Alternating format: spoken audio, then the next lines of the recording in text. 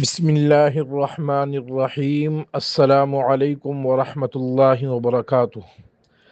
صحابہ اکرام رضی اللہ عنہم اجمعین کے بارے میں ایک ضابطہ یاد رکھیں، کسی قسم کی غلط فہمی کے شکار نہیں ہوں گے، اور وہ ضابطہ یہ ہے کہ صحابہ اکرام رضی اللہ عنہم قرآنی شخصیات ہیں، تاریخی شخصیات نہیں ہیں۔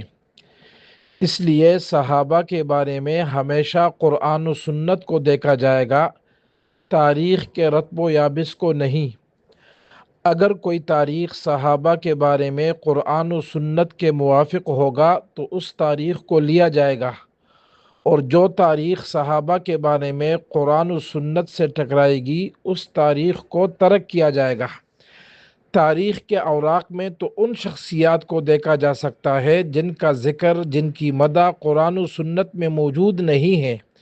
صحابہ تو وہ ہستیاں ہیں جن کے بارے میں خود قرآن کریم میں اللہ تعالی نے فرمایا اولئک هم المفلحون، صحابہ اکرام کامیاب ہے۔ اولئک هم الراشدون، صحابہ اکرام ہدایت یافتہ ہیں۔ رضی اللہ عنہم ورضوا عنہ، اللہ صحابہ سے راضی ہیں اور صحابہ اللہ سے راضی ہیں، اور بشری تقاضے کے مطابق صحابہ سے اگر کوئی خطا ہوئی ہے، کوئی گناہ ہوا ہے، عفا اللہ عنہم، تو اللہ تعالی نے انہیں معاف کر دیا، اور وَكُلًّا وَعَدَ اللَّهُ الْحُسْنَى، تمام صحابہ کے ساتھ جنت کا وعدہ فرما دیا۔